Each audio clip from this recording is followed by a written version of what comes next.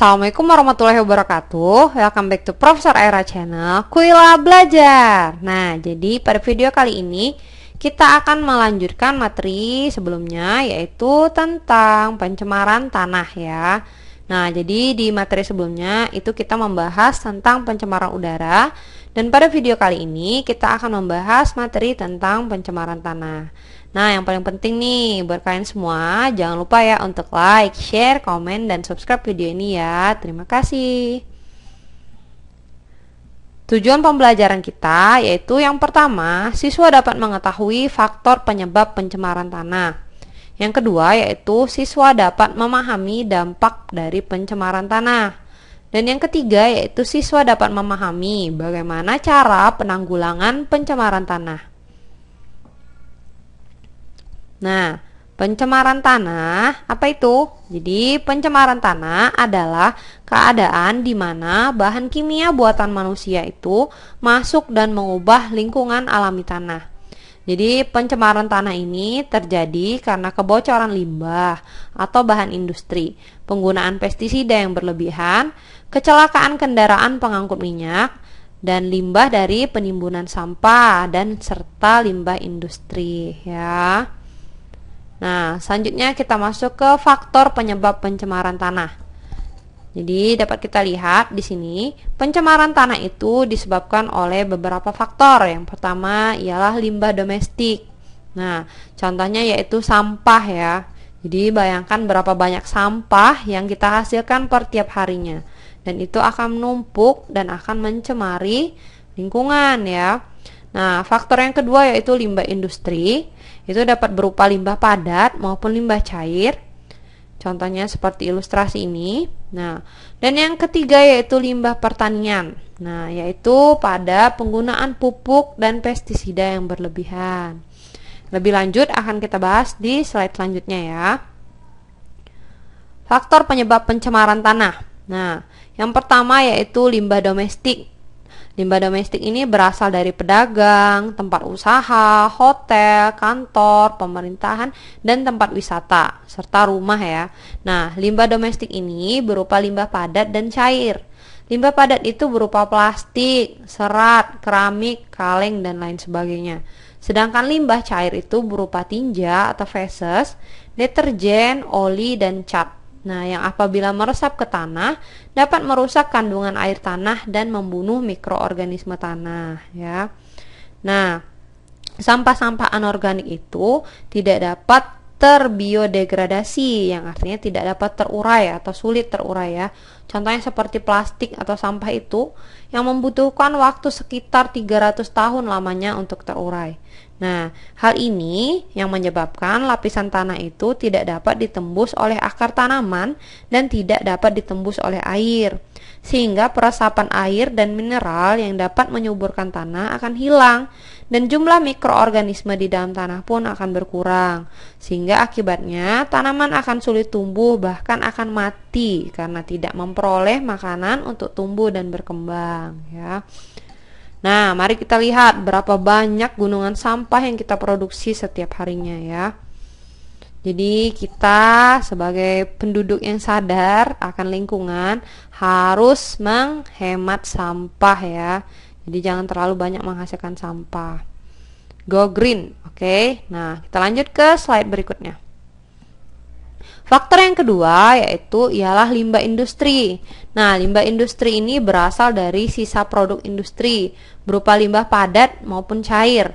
Nah, limbah padat ini merupakan hasil buangan industri berupa padatan, lumpur, dan bubur yang berasal dari proses pengolahan. Limbah cair itu merupakan sisa pengolahan industri, pelapisan logam, dan industri kimia lainnya. Contohnya yaitu tembaga, timbal, perak, krom, arsen, dan boron adalah zat-zat yang dihasilkan dari proses industri pelapisan logam seperti Hg, Zn, Pb, dan Cd ya. Nah, contohnya dapat kita lihat di sini. Ini ialah salah satu contoh dari lumpur lapindo. Jadi lumpur lapindo itu dia menghasilkan seperti bubur ya. Nah, lumpur seperti ini. Itu merupakan benar-benar pencemaran tanah ya, sehingga lingkungan di sini tidak dapat digunakan lagi. Bukan hanya tanah, tapi dia menimbun semua lingkungan itu tadi ya. memprihatinkan. Nah, kita lanjut ke faktor berikutnya. Faktor yang ketiga yaitu limbah pertanian. Nah, karena pengetahuan petani yang kurang, menggunakan pupuk sintetik melebihi ketentuan atau cara yang tidak tepat. Nah, sehingga akibatnya limbah pertanian berupa sisa pupuk sintetik untuk menyuburkan tanah membuat tanahnya tercemar. Jadi menggunakan pupuk pun tidak boleh berlebihan ya.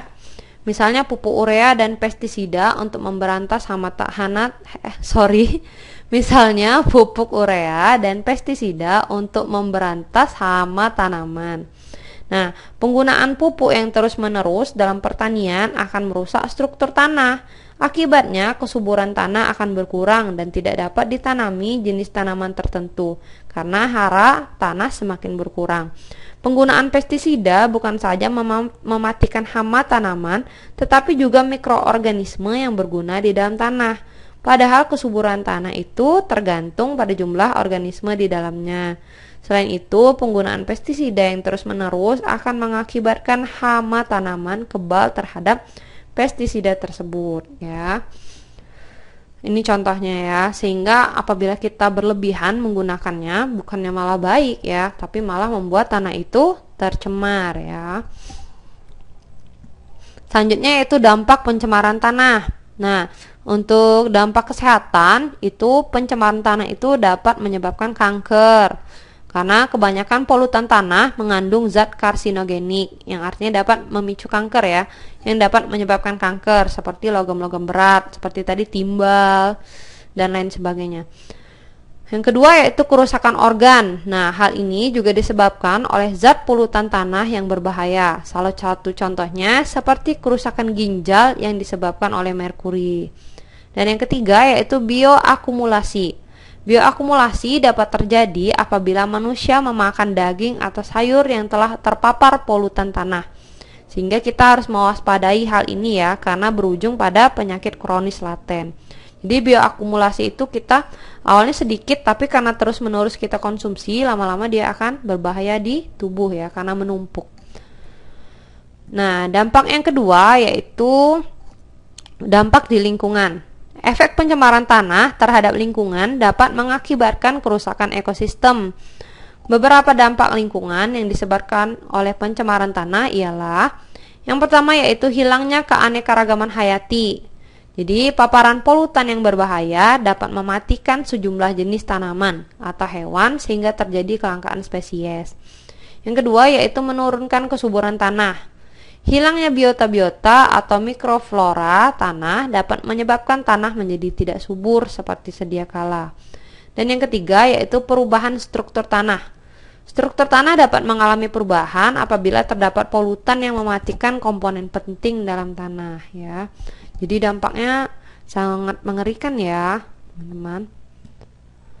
Nah, selanjutnya bagaimana cara menanggulanginya? Nah, jadi caranya yang pertama yaitu menghindari aktivitas pertanian yang berlebihan, yaitu aktivitas seperti menanam dan pencabutan rumput yang berlebihan dapat mengakibatkan banjir dan erosi tanah. Juga seperti tadi ya, menggunakan pupuk dan pestisida yang berlebihan. Yang kedua yaitu mengurangi waste footprint manusia. Apa itu? Nah, waste footprint itu berupa sampah plastik, materi yang sulit terurai, kotoran dan lain sebagainya.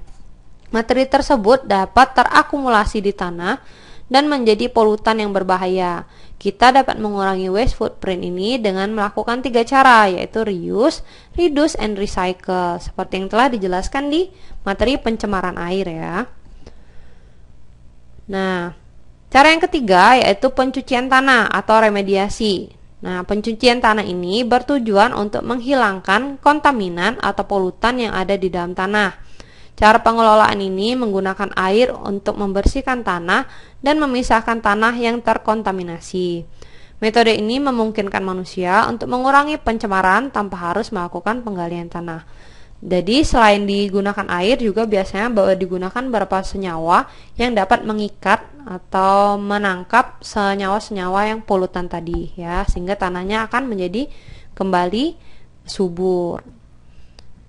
Yang keempat yaitu bioremediasi. Nah, Proses pengelolaan ini menggunakan mikroorganisme untuk mengurangi kontaminan dan mengembalikan kesuburan tanah. Jadi kalau remediasi ini tadi dicuci, kalau bioremediasi dari kata bio artinya hidup, jadi kita menggunakan makhluk hidup yaitu mikroorganisme. Bisa berupa jamur, bakteri dan lain sebagainya ya. Nah, jadi cara ini merupakan pengelolaan pencemaran tanah yang terjadi secara alami. Namun, bioremediasi juga tetap membutuhkan temperatur yang sesuai, nutrisi, dan oksigen di dalam tanah. Biasanya contoh dari bioremediasi ini, mikroorganisme yang digunakan yaitu jamur, vesikular, arbuskular, mycorrhiza ya. Jadi bakteri ini tadi dapat menyuburkan tanah. Nah, jamur ini tadi ya, dapat menyuburkan tanah. Dengan cara dia berperan langsung dalam menyerap unsur logam dari dalam tanah. Jadi jamurnya ini tadi dapat menyerap logam itu yang menjadi polutan itu tadi ya. Nah, selanjutnya kita masuk ke poin yang paling penting ya, yaitu tugas. Apa aja tugasnya? Ada 2 soal ya. Jadi silahkan kalian pause videonya, kerjakan tugasnya, dan jangan lupa untuk dikumpulkan minggu depan ya. Soal yang pertama yaitu berikan contoh sampah yang tidak mudah terurai secara alami dan apa dampaknya pada lingkungan. Dan soal yang kedua yaitu tindakan apa yang dapat dilakukan agar tanah tetap subur. Jelaskan ya. Nah, selesai sudah video kita kali ini. Lebih dan kurangnya saya mohon maaf. Dan semoga video ini bermanfaat untuk kalian semua. Dan semoga semuanya mengerti dan memahami materi kali ini. Lebih dan kurangnya saya mohon maaf. Saya akhiri dengan wassalamualaikum warahmatullahi wabarakatuh.